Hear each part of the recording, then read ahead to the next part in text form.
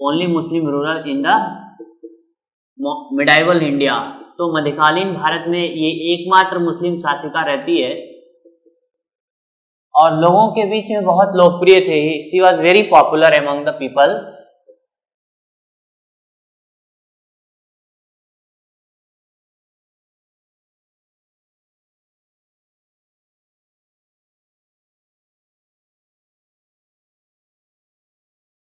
There was a great internal rebellion by the 40 nobles, group of 40 nobles, लेकिन अपने power का इस्तेमाल करते हुए, अपनी सूझबूझ का इस्तेमाल करते हुए, she was very clever and she crushed the rebellion। अपने विद्रोह को, इंटरनल विद्रोह को she crushed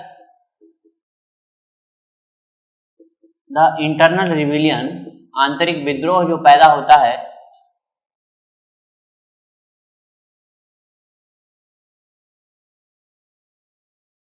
because of her women gesture, women entry in the Delhi Sultanate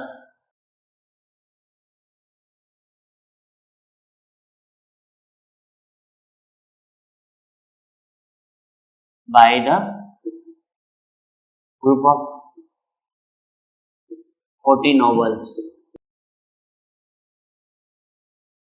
40 तुर्कों का एक सरदार होता है, वो विरोध करने लगते हैं कि हमारे ऊपर किसी महिला का शासन नहीं चलेगा, क्योंकि ये एक पुरुष प्रधान देश है।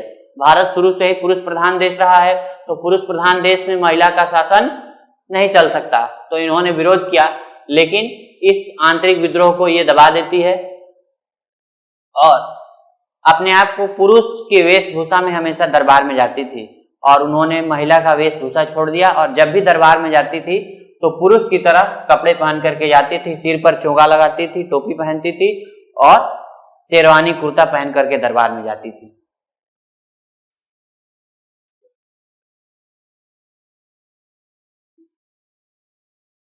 refused the women gesture and dressed as a man,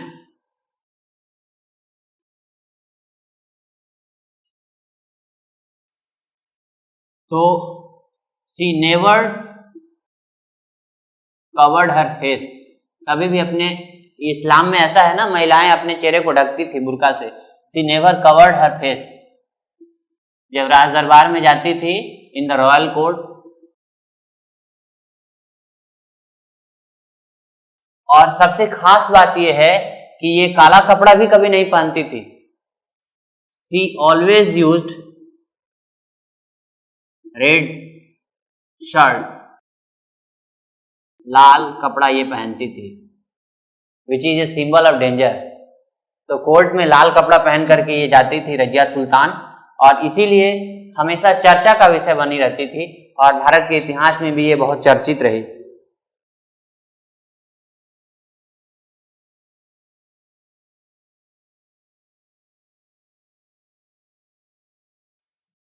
इसमें अबिसिनिया के एक जमालुद्दीन याकूत बहुत ज्यादा विद्रोह जब होने लगा, तो जमालुद्दीन याकूत को आमीरे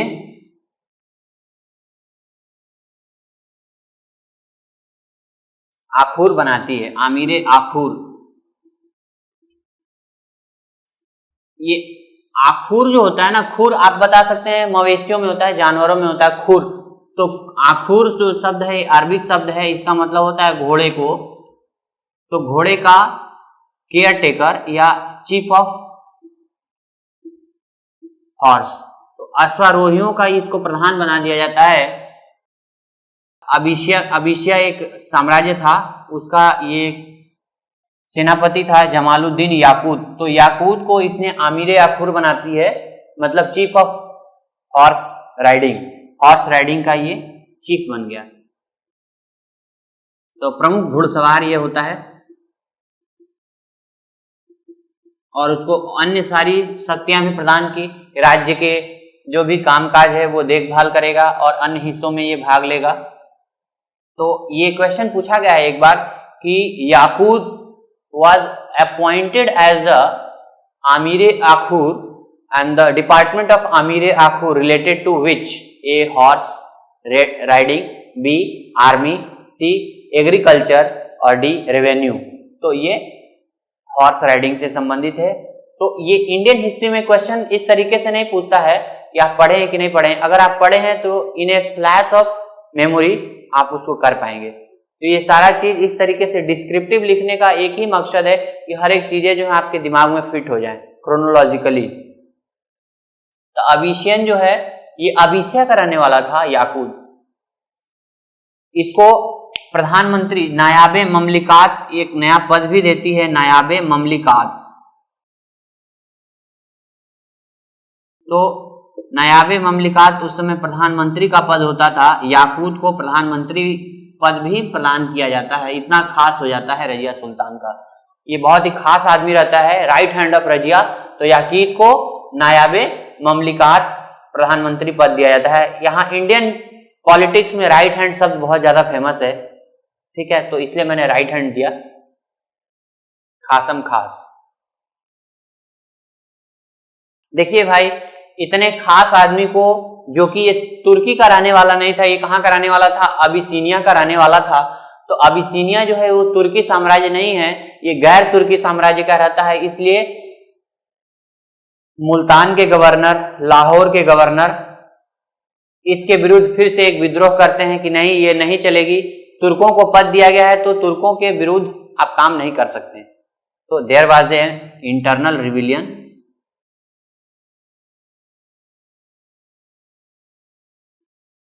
bye governor of Multan, Multan के गवर्नर, बदायूं के गवर्नर और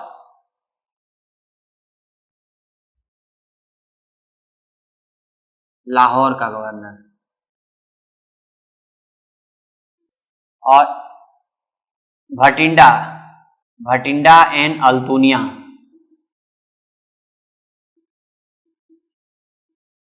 अल्तुनिया ये अभी स्टार्ट होगा। इसके बाद अल्तुनिया की कहानी हम लोग पढ़ेंगे। अभी अल्तुनिया क्या करता है कि अल्तुनिया रीजन अपोज्ड रजिया सुल्तान,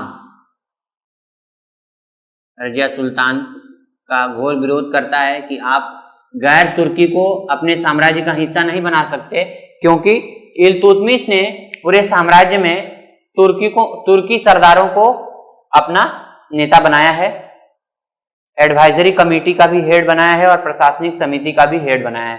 तो यहाँ अल्तुनिया जो है बहुत ताकतवर होता है यहाँ, और अल्तुनिया जो है कैप्चर करता है रजिया सुल्तान को। अल्तुनिया कैप्चर्ड रजिया सुल्तान।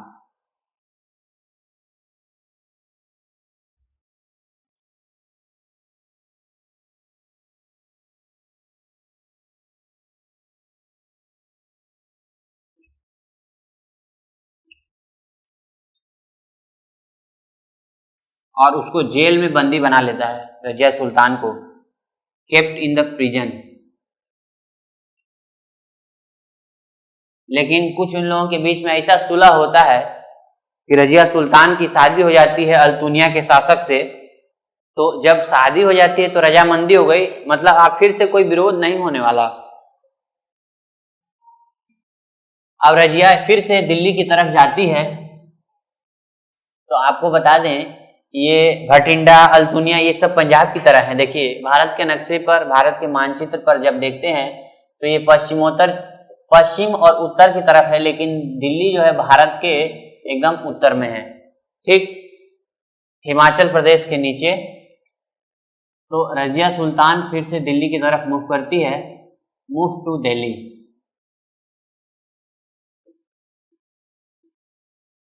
तो रास्ते में ही एक जगह पड़ता है कैथल इन हरियाणा। इन हर वे टू दिल्ली, जो हरियाणा के जाट होते हैं, कैथल हरियाणा, फिर से ये रजिया सुल्तान जो है वो कैप्चर हो जाती है। She was killed at Cathal. Razia was killed. Razia की हत्या कर दी जाती है बाई जाट ऑफ कैथल, हरियाणा। तो 13 अक्टूबर को इसकी हत्या होती है, 13 अक्टूबर 1240 को। तो रजिया सुल्तान के मरने के बाद दिल्ली सल्तनत पूरी खाली पड़ जाती है। अब दिल्ली सल्तनत का अगला राजा, अगला सुल्तान कौन बनेगा, इसके ऊपर क्वेश्चन मार्क लगता है। रजिया सुल्तान कौन रहती है? इल्तुतमिश की बेटी रहती है, ठीक है।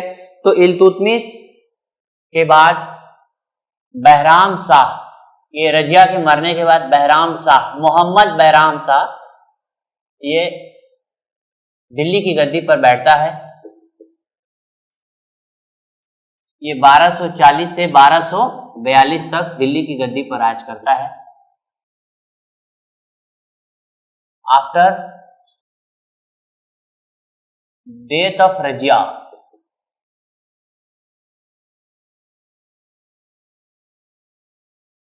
Third son of Iltutmish,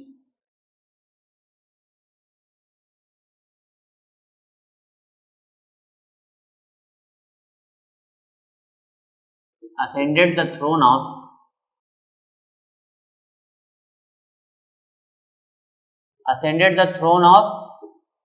Delhi, Delhi की राजशाही गद्दी पर ये तीसरा लड़का बहराम शाह बैठता है।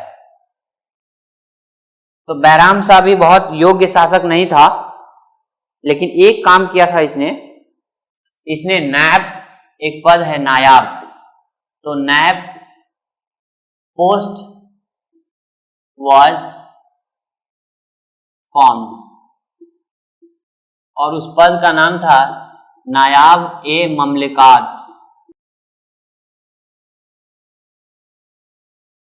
was given importance, महत्व दिया गया इस पद को।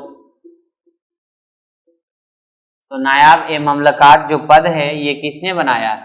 तो ये बहुत ही इंपॉर्टेंट किंग नहीं था, लेकिन एक काम कर दिया बहराम शाह ने, नायाब ए ममलिकात एक पद जो है बनाया, नायाब पद पे खूब काम करवाया कि नायाब जो रहेंगे, तो अभी भी नायाब किसी किसी को बोला जाता है।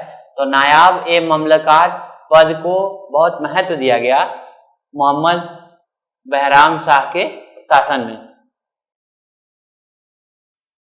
1242 में जो तुर्की थे, तुर्कियों का जो दल था टर्किश, उसको कैप्चर करके किल कर दिए, कैप्चर्ड हिम एंड किल्ड।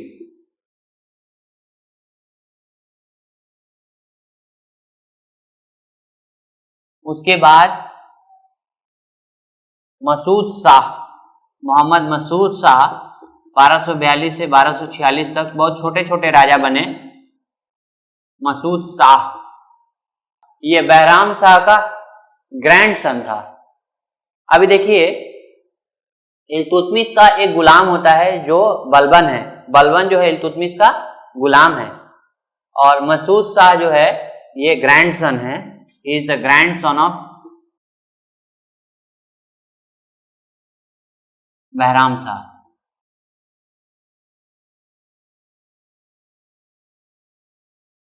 तो ग्रैंड सन पहले बनता है, उसके बाद इसका लड़का बनता है। मतलब मसूद शाह अपने पापा से पहले ही दिल्ली की गद्दी पर बैठ जाता है। मसूद शाह के पापा का नाम नसरुद्दीन मोहम्मद शाह रहता है। तो क्यों ये पहले बैठते हैं, इसका कुछ लॉजिक है, बताते हैं। अपॉइंट करने वाला बलबन था। बलबन जो है वो कौन है? गयासुद्दीन बलबन। अभी तो बलबन देखिए, बलबन जो है ये स्लेव है, संरक्षक या स्लेव जो भी बोलिए, स्लेव ऑफ इल्तुतमिश। इल्तुतमिश का ये गुलाम है, और इल्तुतमिश तो है नहीं, तो सारा पावर इल्तुतमिश ने किसको दिया हुआ है? बलबन को। बोला है जो काम करना होगा अच्छे से देखभाल करना।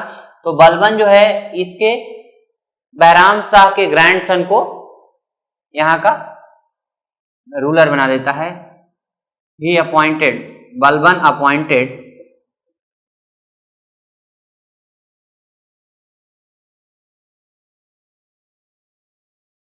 Masood Shah as sultan, sultan of Delhi, Delhi का सुल्तान बनाता है उसको, मसूद शाह को। ठीक है, देखिए अब बलबन तो अपॉइंट भी कर देता है, लेकिन he was incompetent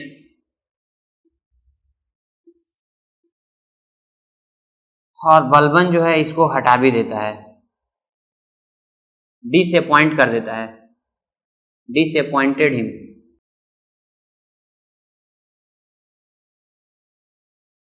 In 1246 and killed in conspiracy by Turkish. तो हर बार टर्किश ही कॉन्स्पिरेसी करते हैं अपना प्रभुत्व जमाने के लिए। तो टर्किश तुर्कियों द्वारा ऐसा विद्रोह होता है, कॉन्स्पिरेसी एक षड्यंत्र होता है, उस षड्यंत्र में ये मारा जाता है और बलबन फिर उसके बाद नया एक राजा अपॉइंट करता है जिसका नाम नसरुद्दीन मोहम्मद शाह रहता है।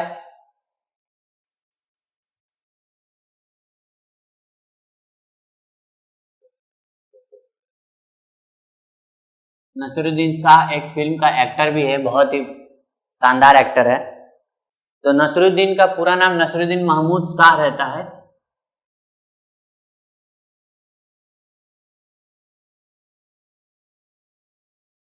ये बहुत शानदार शासक रहता है। तो इसको भी अपॉइंट करने वाला कौन होता है? Balban, Ghiyasuddin Balban appointed him as sultan of Delhi. Delhi के सल्तनत में ये पहला ऐसा एक शासक होता है, बहुत ईमानदार होता है। टोपी को सी करके, जो जाली की टोपियां होती थी पहले, तो टोपी को सी करके अपने जीवन का गुजारा करता था ये। तो ही runs his day by waving hat, टोपियों को सी करके अपना गुजारा करता था। बहुत ही ईमानदार ये राजा रहता है गयास नसरुद्दीन। तो इससे बहुत खुश होता है बलबन और बलबन ने अपनी बेटी की शादी इससे कर देता है।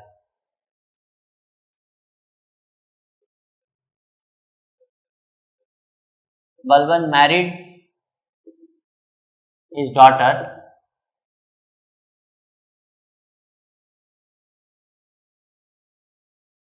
और Nasiruddin Mohammad Shah become the son in law, son in law बन जाता है नसरुद्दीन मोहम्मद। और नसरुद्दीन मोहम्मद ने कुछ अच्छा काम भी किया। बलबन का तो रियल नेम था बहाउद्दीन। अब बलबन में थोड़ा सा आते हैं। The real name of Balban, Bahauddin जो था रियल नेम ऑफ बलबन था। और ये बलबन एक्चुअली में कौन था? स्लेव ऑफ इल्तुतमिश था। पता है ना, इल्तुतमिश का गुलाम था बलबन। तो ये बलबन ने देखिए क्या किया, इसके पहले मसूद शाह को अपॉइंट किया, अयोग्य शासक हुआ, उसको हटाया, हटाते ही उसकी हत्या हो गई। फिर से नया बादशाह नसरुद्दीन मोहम्मद शाह को बनाया गया। नसरुद्दीन मोहम्मद शाह बहुत ही योग्य शासक था और वो इतना ईमानदार था कि टोपियों को सी करके अपना गुजारा करता था। बलबन ने अपनी बेटी का निकाह कर दिया नसरुद्दीन मोहम्मद शाह के साथ और अपना दामाद बना लिया इसको। बलबन के बारे में पूछा है कि what was the real name of Balban, तो बहाउद्दीन। ठीक है, अब देखिए नसरुद्दीन जो है हैंडेड ओवर, क्योंकि ये तो गुलाम था ना, जब तक इसको परमिशन नहीं मिलेगा ये राज नहीं कर सकता। तो बलबन भी अपने साम्राज्य के प्रति बहुत ईमानदार था, वफादार था। तो Nasiruddin handed over all the power to Balban. अब उसके बाद नसरुद्दीन क्या करता था, वो बहुत ही धार्मिक व्यक्ति था। ये Nasiruddin, he was a very Payas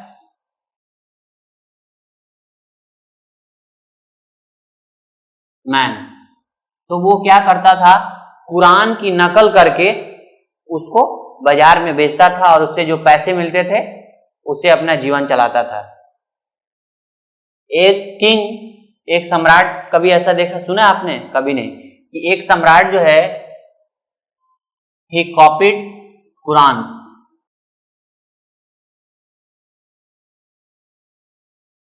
and sell it and runs his life.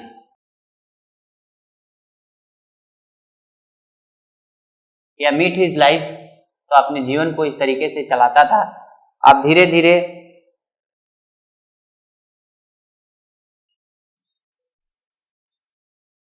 तो नसरुद्दीन का नाम आप लोगों को हमेशा याद रहेगा, क्योंकि नसरुद्दीन शाह एक फिल्म कलाकार भी है।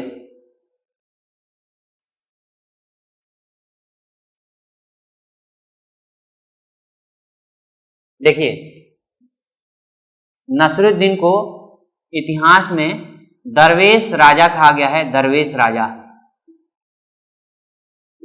तो who is called as Darvesh Raja in the Indian history? Nasiruddin Mohammad Shah. इसको दरवेश राजा कहा गया है।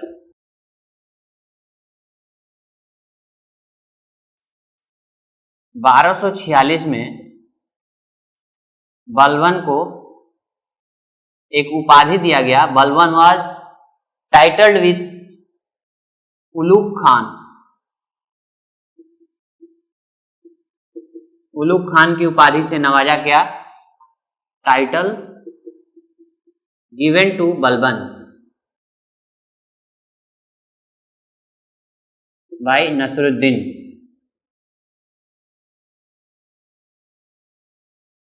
मोहम्मद, ये मोहम्मद अलग है, ठीक है ना, ये मोहम्मद, और जो पहले लिखा जाता है उसका मतलब अलग होता है।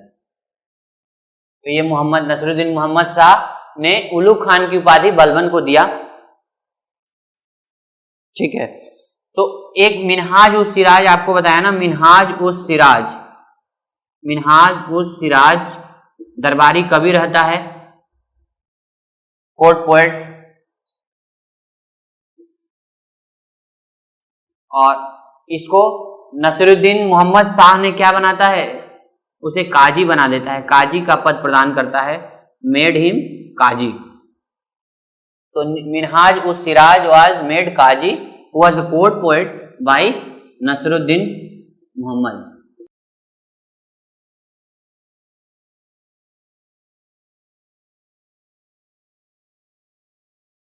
तो काजी बना दिया जाता है मिनहाज उस सिराज को। इसने किताब लिखी है Tabaqat-i Nasiri. Tabaqat-i Nasiri was written by Minhaj us Siraj. Balban ने मिनहाज उस सिराज को क्या किया, बलबन मेड हिम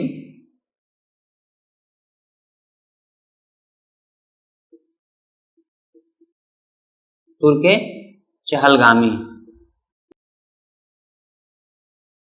मिनहाज उस सिराज को बलबन ने तुर्के चहलगामी बना दिया। माने तुर्कों में से एक ये भी होगा चहलगामी, जो 40 लोगों का चालीसा होगा, जिसमें से मिनहाज उस सिराज भी होगा। माने एक प्रशासनिक पद दिया गया, एडवाइजरी कमेटी का मेंबर बनाया गया, उसको एक मंत्री पद प्रदान किया गया, तो ये बलबन ने दिया।